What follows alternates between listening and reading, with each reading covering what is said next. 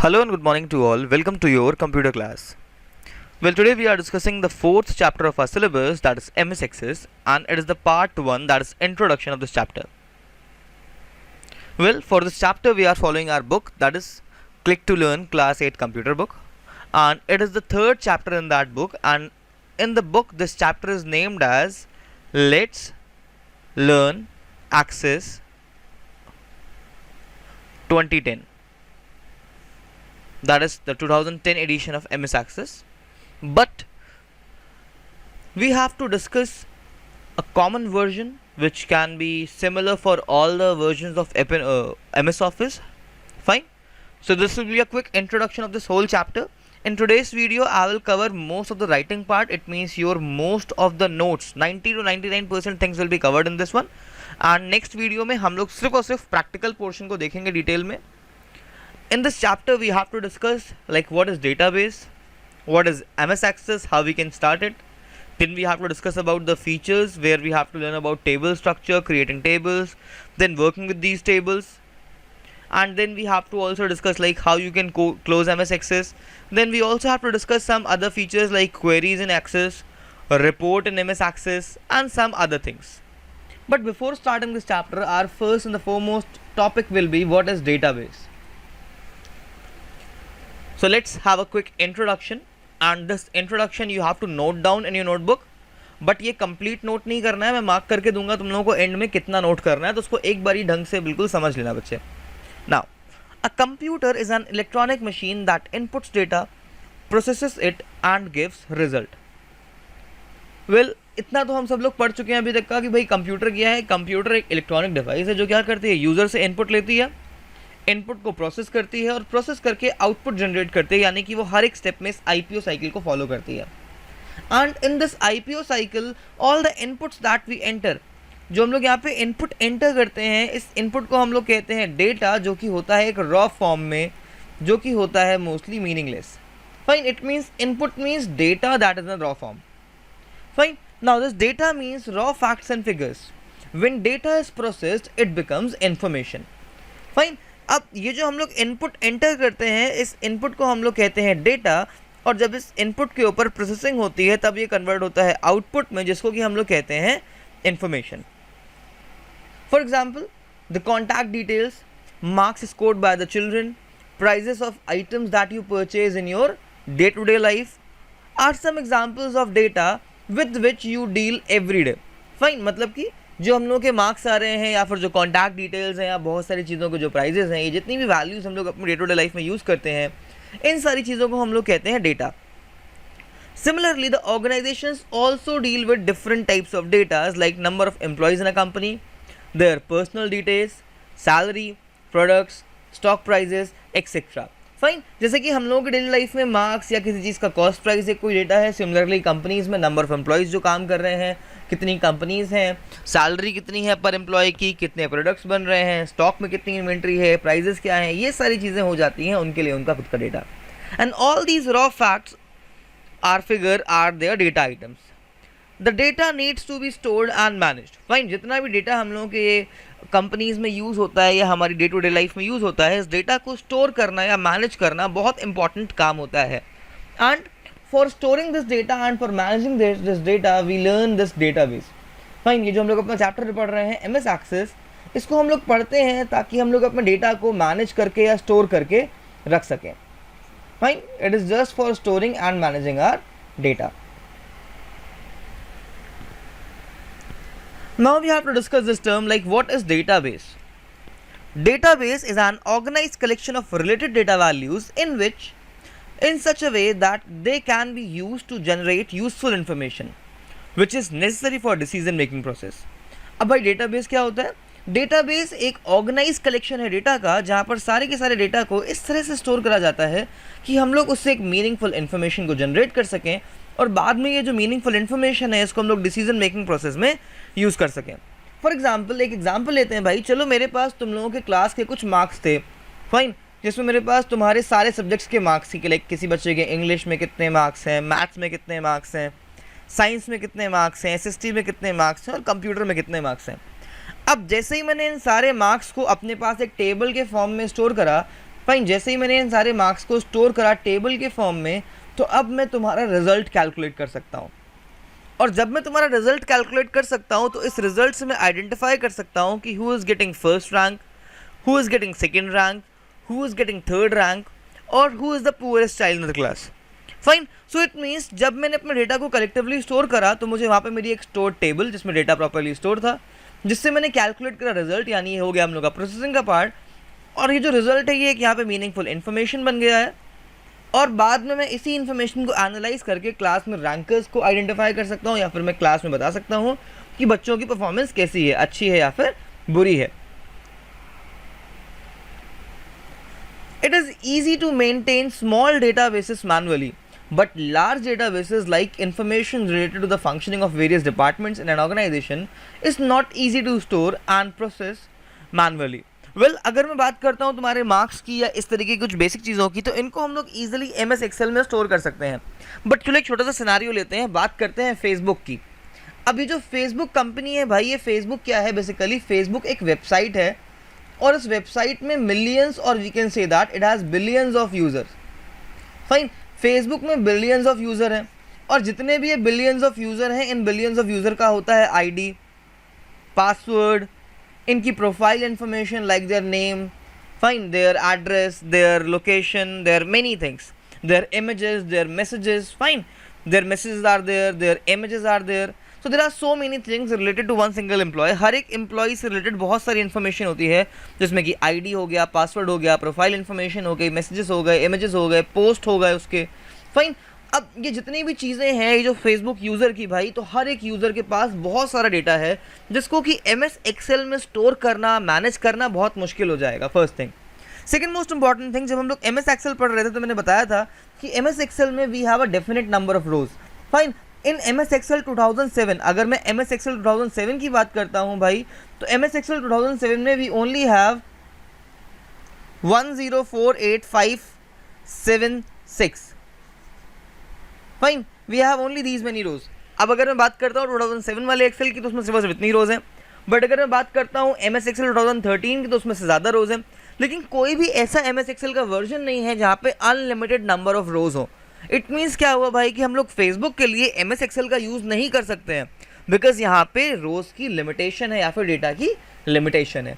Along with that, just keep this thing in your mind कि अगर हम लोग किसी एम्प्लॉय के या किसी यूज़र के आईडी पासवर्ड को स्टोर कर रहे हैं, तो हम लोगों को आईडी पासवर्ड और यूज़र की प्रोफाइल को, उसके मैसेजेस को, और उसके पोस्ट को, उसके इमेजेस को, हर एक चीज़ को हम लोगों को एक अलग अलग टेबल में स्टोर करना चाहिए। फाइन, अगर हम लोग इस सारी चीज़ों को अलग अलग टेबल में स्टोर करेंगे, तो जरा मुझे सोच के बताओ क्या यहाँ पे हमारे पास इन कुछ चीज़ों के लिए टोटल 4 टेबल्स नहीं हो गई? और अगर 4 टेबल्स हो गई, तो क्या MS एक्सेल में कोई भी ऐसा फीचर या कोई भी ऐसा टूल है जिसमें हम लोग इन चारों टेबल्स को एक साथ यूज़ कर सकते हैं? Well, I would say there is no such tool in MS Excel. Fine, MS Excel में ऐसा कोई भी ईजी टू यूज़ टूल नहीं है, I am saying easy to use tool नहीं है, फाइन, जिसके थ्रू हम लोग अपनी इन सारी टेबल्स को एक साथ एक्सेस कर सकें या एक साथ इनको मैनिपुलेट कर सकें। And for this we can use databases, इसीलिए हम लोग यूज़ करते हैं डेटाबेसेस को। आई थिंक इतना सबको समझ में आया होगा। फाइन, तो यहाँ से एक चीज़ समझ में आती है कि जब भी डेटा स्मॉल होता है, यानी बहुत लिमिटेड नंबर ऑफ एंटिटीज़ होती हैं, तो उनको ईजिली हम लोग मेंटेन कर सकते हैं अपने MS एक्सेल के थ्रू। बट जब इन्फॉर्मेशन बहुत सारी होती है, जहाँ पे लाखों या करोड़ों लोगों की बात आ जाती है, तो इस तरीके के डेटा को स्टोर करने के लिए we have to use databases. An electronic database stored in the computer stores efficiently, effectively and helps to manipulate or retrieve it very quickly and accurately. अब ये एक डेटाबेस क्या करता है भाई, ये जो एक इलेक्ट्रॉनिक डेटाबेस होता है, इसका बेसिकली काम क्या होता है, ये डेटा को इजीली स्टोर करने में, मैनिपुलेट करने में, रिट्रीव करने में या क्विकली एक्सेस करने में हेल्प करता है। प्लस ये सारा का सारा काम बहुत ज़्यादा एक्यूरेट होता है। इट मीन्स यहाँ पे एरर के चांसेस बहुत कम होते हैं। The data in a database is stored in the form of tables consisting of related rows and columns. अब ये जो डेटा हम लोग के डेटाबेस में स्टोर होता है बच्चे, ये इन जनरल होता है एक टेबल के फॉर्म में, और टेबल में होती है rows and column. It means we just have to keep one thing in our mind कि जब भी हम लोग डेटाबेस की बात करेंगे, तो डेटाबेस में हम लोग बात करेंगे टेबल की, और टेबल में 2 चीज़ें होती हैं, एक होता है रो और दूसरा होता है column. It means MS Excel की तरीके डेटाबेस में भी जो हमारा डेटा है वो स्टोर होगा रोज एंड कॉलम्स के फॉर्म में, कुछ इस तरह से। फाइन, जहाँ पर ये जो तुम लोग हॉरिजॉन्टल लाइंस देख रहे हो इनको हम लोग कहते हैं रोज, और ये जो वर्टिकल लाइंस हैं इनको हम लोग कहते हैं columns. Now let's discuss what is database management system. A computer-based application used to create, store and manipulate a database is called DBMS. अब एक कंप्यूटर ऑटोमेटेड एप्लीकेशन जिसके थ्रू हम लोग क्या कर सकते हैं भाई, जिसके थ्रू हम लोग एक डेटाबेस को क्रिएट कर सकते हैं, मैनिपुलेट कर सकते हैं, एडिट कर सकते हैं, मॉडिफाई कर सकते हैं, डिलीट कर सकते हैं या फिर एक्सेस कर सकते हैं. इस तरह की एप्लीकेशन को we generally use to call DBMS. It helps in quick retrieval of processed information from large complicated databases. अब ये जो DBMS सॉफ्टवेयर होता है बच्चे, it generally help us to retrieve n number of rows in just a second from a very complicated table of database. मतलब यहाँ पर हम लोग बहुत सारी रोज के बीच में से किसी भी एक रो को ईजिली एक्सेस कर सकते हैं एक बहुत ही कॉम्प्लिकेटेड डेटाबेस टेबल में से. Now let's discuss about some advantages. First point, database management software is easy to learn and use well. अगर हम लोग बात करते हैं किसी भी डेटाबेस मैनेजमेंट सॉफ्टवेयर की तो उसको यूज़ करना बहुत इजी होता है. उसमें कुछ बेसिक फंक्शंस होते हैं जो हम लोगों को सारे के सारे सॉफ्टवेयर में फॉलो करने होते हैं. Second important task, database management software reduces data redundancy. अब भाई डेटाबेस मैनेजमेंट सॉफ्टवेयर में क्या होता है, यहाँ पर रिपीटिशन ऑफ डेटा जो है जनरली वो रिमूव हो जाता है या फिर वो कम हो जाता है. And this word redundancy means repetition और duplication of data. Then next, database management software provides easy retrieval of data. Well, by using a DBMS software we can retrieve or access our data very easily. The next is database management software reduces data inconsistency. भाई इसके through हम लोग data की inconsistency को भी remove कर सकते हैं. It means when one file is updated, the same data in the another file is also updated by DBMS to keep data consistent in both the tables. मतलब अगर तुमने कोई भी एक फाइल किसी भी टेबल में मॉडिफाई करी है या मैनेज करी है या चेंज करी है तो ऑटोमेटिकली वो सारे के सारे चेंजेस तुम्हारे अदर टेबल्स में भी रिफ्लेक्ट हो जाएंगे. Then next is database management software provides data security. Well, ये जो हम लोगों के सॉफ्टवेयर होते हैं डेटा सिक्योरिटी प्रोवाइड करते हैं, यानी कि जो यहाँ पर डेटा स्टोर होगा वो हाईली सिक्योर होगा, उसको कोई भी इनएप्रोप्रिएट यूज़र परमिशंस के बिना एक्सेस या यूज़ नहीं कर सकता है. So these were some advantages of database. Now let's discuss about some popular database applications. Some popular database management systems are MS Access, Apache, OpenOffice Base, Oracle, Microsoft SQL Server, MySQL, Sybase, etc. मतलब बहुत सारे हैं जिनमें से कुछ names हम लोगों ने नीचे मेंशन करे हुए हैं, इनको तुम लोग याद रखना. अब बात करते हैं MS Access 2010 की. बट इसको डिस्कस करने से पहले फटाफट से एक बार पिछला पूरा का पूरा कंसेप्ट हम लोग रिवाइज करते हैं और समराइज करते हैं. वेल, अभी तक का मैंने तुम लोगों को बताया कि डेटाबेस क्या होता है and then I have taught you what is DBMS. तो अब मैं पूरा का पूरा एक बार समराइज कर रहा हूँ. Just listen to this very carefully because it will help you to grab this concept very properly. Well, generally when we have to store so many data entries, जब हम लोग को बहुत सारा डेटा कलेक्टिवली स्टोर करना होता है तो उसके लिए हम लोग यूज़ करते हैं एक डेटाबेस सॉफ्टवेयर का. ये डेटाबेस क्या है भाई, डेटाबेस में हम लोग मल्टीपल टेबल्स क्रिएट कर सकते हैं जो कि आपस में लिंक्ड होती हैं. ये जितनी भी टेबल्स हम लोग क्रिएट करते हैं ये आपस में सारी की सारी टेबल्स होती हैं इंटरलिंक्ड. मतलब कि हम लोग एक टेबल से दूसरी टेबल में ईजिली डेटा को एक्सेस कर सकते हैं. देन अब ये DBMS क्या होता है भाई, तो DBMS stands for database management system. Fine, DBMS का फुल फॉर्म होता है database management system and it is generally used to store, create, edit, delete और मॉडिफाई एनी डेटाबेस. मतलब DBMS के थ्रू हम लोग क्रिएट कर सकते हैं, डिलीट कर सकते हैं, एडिट कर सकते हैं, मॉडिफाई कर सकते हैं किसी भी डेटाबेस को. फाइन, अब इस डेटाबेस की इंपॉर्टेंस क्या है या इसकी रिक्वायरमेंट क्या है, एक बार हम लोग इसको लास्ट टाइम डिस्कस कर लेते हैं. अब हम लोग बात कर रहे हैं इसकी रिक्वायरमेंट को. Generally when we have to store a large number of data. Fine, जब भी हम लोगों को लार्ज नंबर ऑफ डेटा को स्टोर करना होता है तो उसको स्टोर करने के लिए हम लोग यूज़ करते हैं किसी भी डेटाबेस सॉफ्टवेयर का, यानी कि किसी भी DBMS सॉफ्टवेयर का। फाइन। अब यहाँ पे जब भी मैं बात करूंगा लार्ज नंबर डेटा की, तो यहाँ पे लार्ज नंबर ऑफ डेटा का मतलब होगा मिलियंस या फिर बिलियंस में जहाँ पर यूज़र हैं। या फिर अगर हम लोग बात करते हैं कुछ लिमिटेड नंबर ऑफ यूज़र्स की, like if in case we have 1000 users और 100 नंबर ऑफ यूज़र्स, तो यहाँ पर इन सारे यूज़र्स की बहुत सारी अलग अलग एंट्रीज होंगी। फाइन। मतलब इन डेटा की, इन यूज़र्स की मल्टीपल डेटा एंट्रीज होंगी। फॉर एग्जांपल हम लोग बात करते हैं एक स्कूल के सिस्टम की, तो अगर मैं बात करूँगा एक स्कूल की, तो ज़रा देखना है स्कूल में क्या क्या चीज़ें होती हैं। बात करता हूँ मैं, एक बच्चा था जिसका नाम था रामू, और जो तुम्हारे स्कूल में क्लास लेट से 7 में पढ़ता है। फाइन। अभी जो बच्चा रामू है जो क्लास 7 में पढ़ता है, भाई देखो ज़रा इस रामू के पास कितना सारा डेटा है। पहली चीज़, इस रामू के पास अपनी कुछ पर्सनल इन्फॉर्मेशन होगी। फाइन। इस पर्सनल इन्फॉर्मेशन में रामू की फैमिली की डिटेल्स होंगी, लाइक इसके फादर का नेम, इसके मदर का नेम। फाइन। उन लोगों के कॉन्टैक्ट डिटेल्स, इन लोगों का address, salary details, then email ID. Fine. And some other things. इसके बाद सेकंड चीज़ क्या आएगी भाई यहाँ पे, रामू की फोटोग्राफ। फाइन। रामू की डेट ऑफ बर्थ, रामू का कॉन्टैक्ट नंबर।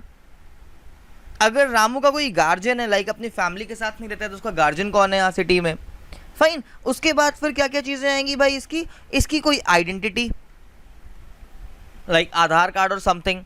देन फिर होगा रामू का स्कूल में एक स्कॉलर नंबर, फिर होगी रामू की कोई एक क्लास, इसका सेक्शन में उस क्लास में रोल नंबर क्या है भाई इसका, प्लस इसने कौन सा ऑप्शनल सब्जेक्ट ऑप्ट करा हुआ है। तो ये तो भाई हो गई कुछ रामू के बारे में पर्सनल डिटेल्स। और ज़रा एक बारी कैलकुलेट करके देखो यहाँ पे कितनी सारी चीज़ें हैं। इसका फर्स्ट नेम है, मदर नेम है, कॉन्टैक्ट डिटेल्स हैं, एड्रेस है, फादर की सैलरी हो गई, ईमेल हो गई, फ़ोटो हो गई, डेट ऑफ बर्थ हो गई, कॉन्टैक्ट्स हो गए, और बहुत सारी चीज़ें हैं। अलॉन्ग विद दैट लास्ट में आ जाती है इसकी फ़ी डिटेल्स, कि इसकी फ़ी की डिटेल्स भाई क्या है, सिर्फ टाइमली पे करी है कि नहीं करी है। तो ये तो हो गई सिर्फ और सिर्फ पर्सनल इन्फॉर्मेशन रामू के बारे में। अब यहाँ पर दूसरी टेबल एक क्रिएट होती है जो कि होती है रामू के बारे में, उसकी फ़ी की टेबल। अब फ़ी की टेबल में भाई क्या होगा कि रामू की किस मंथ की फ़ी सबमिट है, किस मंथ की फ़ी सबमिट नहीं है, किस मंथ में उसने लेट फ़ी सबमिट करी थी, किस मंथ में उसने जल्दी फ़ी सबमिट करी थी। ये सारी की सारी डेटा जो होगा वो जाके एक टेबल में स्टोर होगा। तो देखो यहाँ पर दो टेबल्स तो ये बन गई, एक बन गई पर्सनल डिटेल्स की और एक बन गई यहाँ पर रामू की फ़ीस की। और जब वो फीस पे करता है तब वहाँ पे भी उसका स्कॉलर नंबर लगता है, उसका क्लास आता है, उसका नेम आता है, उसकी बहुत सारी डिटेल्स आती हैं। फिर आएगी रामू की एक क्लास टेबल। क्लास टेबल में भाई क्या होगा, रामू की क्लास टेबल में जिस भी क्लास में वो पढ़ रहा होगा तो उस क्लास की क्लास टीचर ने अपने मार्क रजिस्टर में या फिर अपने अटेंडेंस रजिस्टर में एक टेबल में रामू का नेम लिखा होगा, जिसमें होगी रामू की attendance. Fine.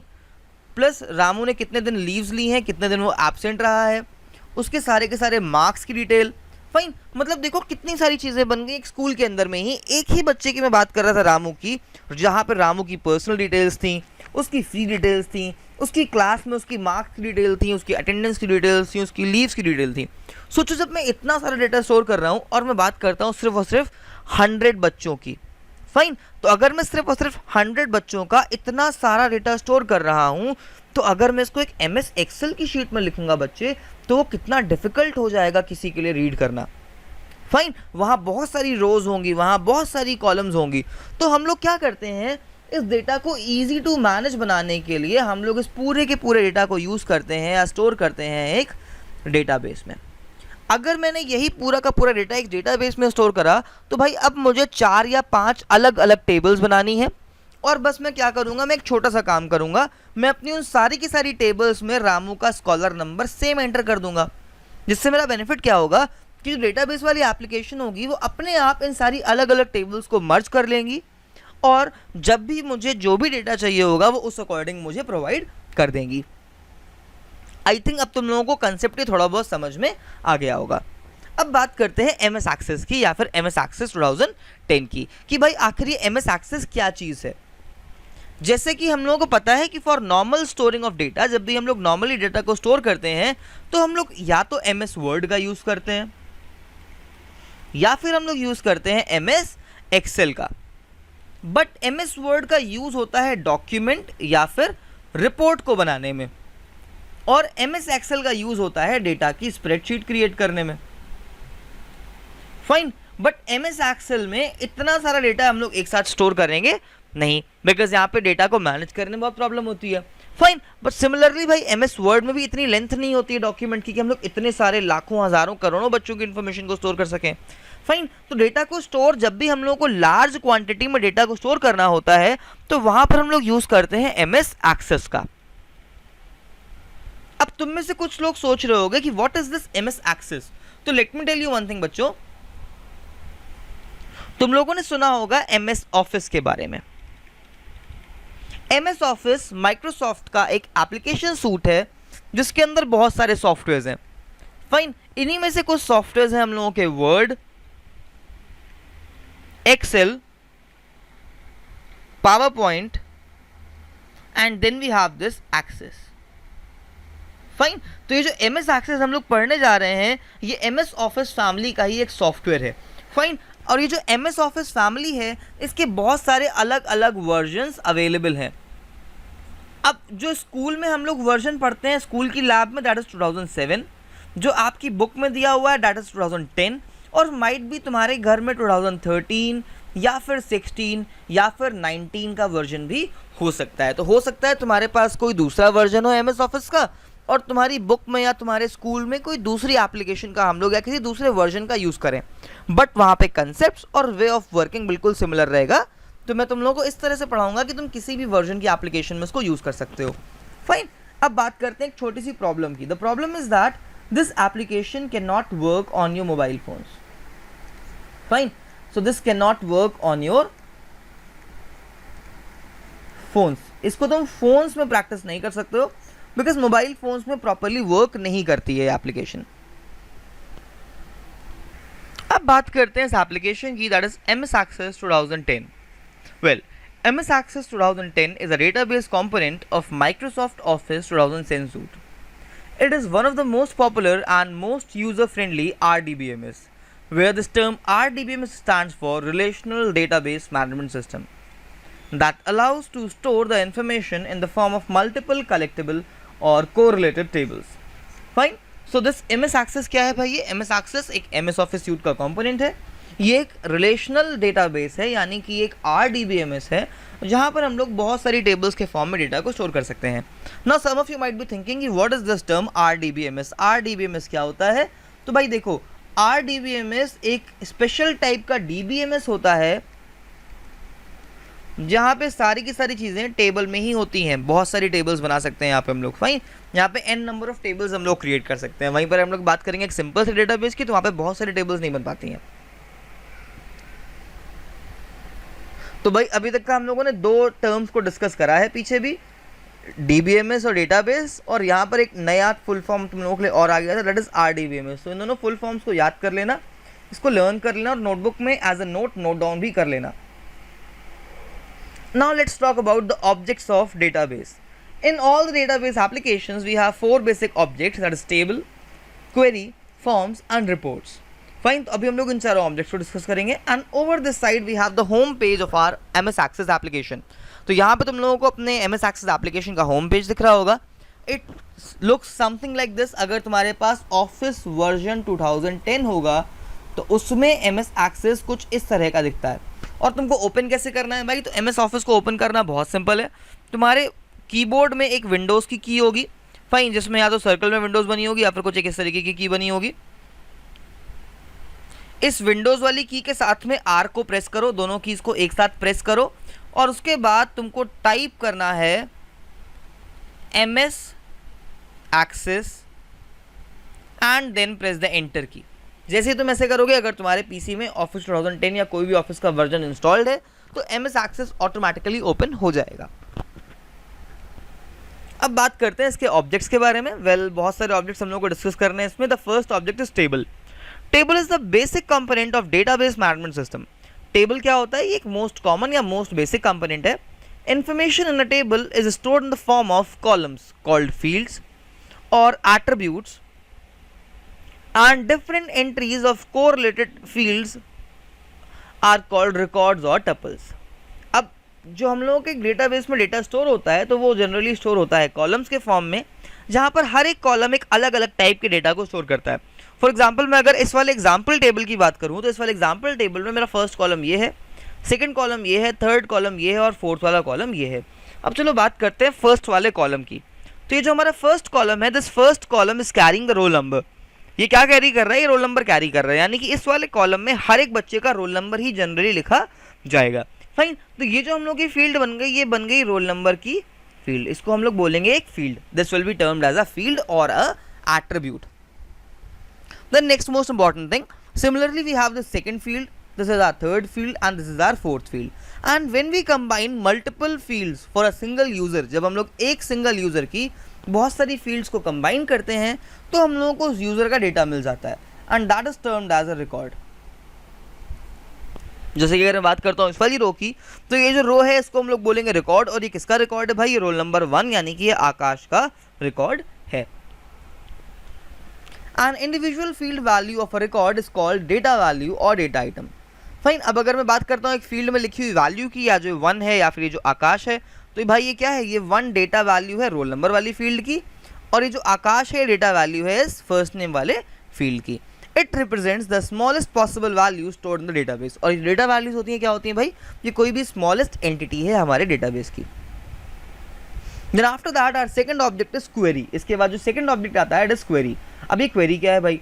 Query is a database component which extracts or retrieves information from one or more tables of the database.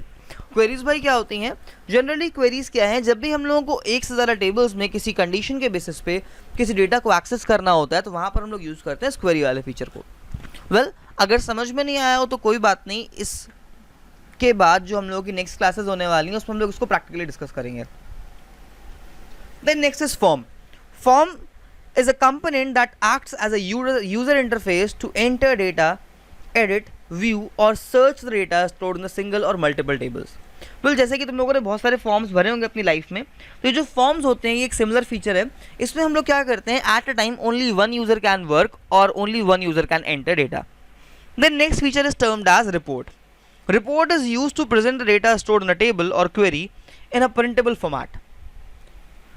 Different type of data analysis on the extracted information. Well, suppose करो तुम्हारे पास MS Access की एक table थी और तुमको वो table print करनी थी.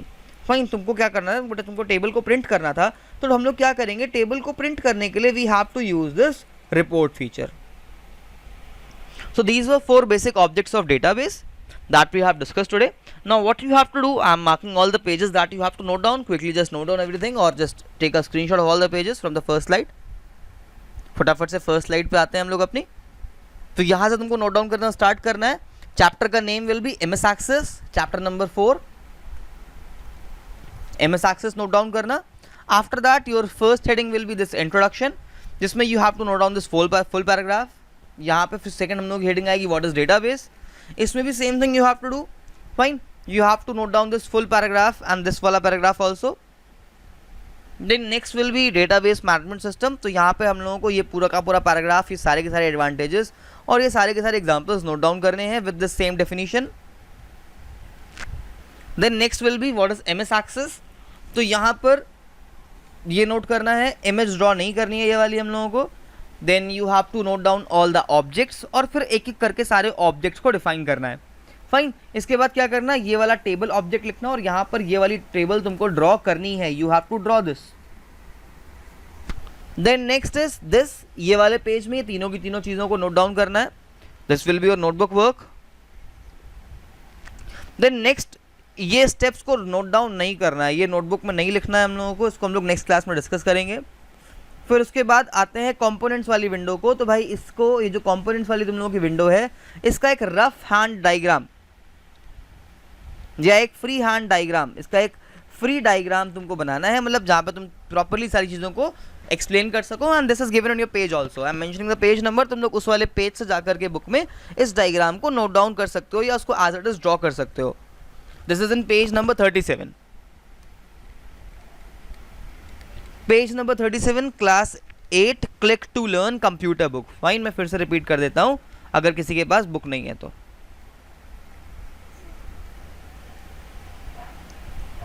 Then next you have to note down all these components. So what you can do in your book in page number 37 and page number 38 some components are given. You have to note down all the 6 components.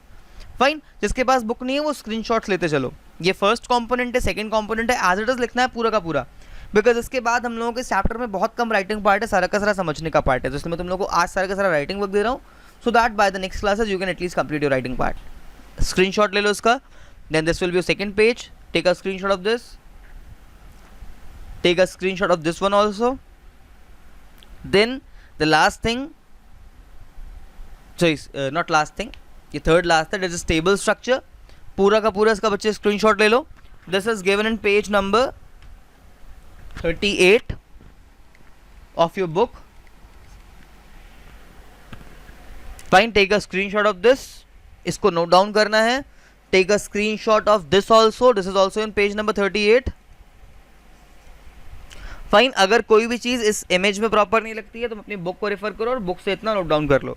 And after that your last notebook concept will be this primary key. ये primary की वाला जो part है ये तुम लोगों के page number 41 में दिया हुआ है। Fine, this is in page number 41। This will be your notebook part और notebook work for this complete chapter. Fine, इस पूरे चैप्टर में बस तुमको सिर्फ और सिर्फ इतना नोटबुक वर्क करना है। आई होप यहाँ तक का सबको समझ में आ गया होगा। फाइन, सिर्फ तुम्हारी पूरी नोटबुक में तुमको इतने ही टॉपिक्स लिखने हैं इस चैप्टर से। Rest all are conceptual topics जिसको हम लोग प्रैक्टिकली डिस्कस करेंगे अपनी नेक्स्ट क्लास से। Till then complete all your writing work and yes, in the next class I want to see some of your notebooks. मुझे तुम में से कुछ बच्चों की नोटबुक चाहिए। मैं क्लास के बाद अभी नेम्स मेंशन करूंगा और नेक्स्ट क्लास में जैसे ही मैं ग्रुप ओपन करूंगा तुम में से कुछ बच्चे मुझे अपने नोटबुक के स्क्रीनशॉट्स भेजना फटाफट से। So be active. With this we finish this class. Thank you all for watching this video. Stay safe, stay healthy, keep learning and the most important thing, अपने घर के बाहर मत जाओ। घर के बाहर बिल्कुल भी मत निकलो भाई, बहुत ज़्यादा इस टाइम पे कोरोना वायरस का स्प्रेड है बाहर। फाइन, तो बिल्कुल बीमार नहीं होना है हम लोगों को, खुद को सेफ रखना है, घर पे रहना है एंड जितना ज़्यादा से ज़्यादा हो सके मास्क पहन के घर से बाहर निकलो। अपने प्रॉपरली हैंड्स को वॉश करते रहो, प्रॉपर डिस्टेंसिंग मेंटेन करो और किसी भी तरीके के बाहर के खाने को या कोई भी बाहर की चीज़ बिल्कुल भी मत यूज़ करो। मतलब बाहर से कुछ भी जो खाते थे हम लोग ना पहले, उस टाइप की चीज़ें बंद कर दो तुम लोग अब। And over this side you will get your playlist. यहाँ पर तुम लोगों की प्लेलिस्ट आएगी या आ गई होगी, यहाँ पे प्लेलिस्ट आएगी and on this side you will get your previous class video. और यहाँ सेंटर पे, in the centre of this page over this side you will get one button. जिसने क्लिक नहीं करा वो बस जाना, उस पर क्लिक करना, वहाँ पे एक रेड कलर का बटन आता है, उस पर क्लिक कर देना, बस मुझे अच्छा लगेगा उसके बाद। Thank you all.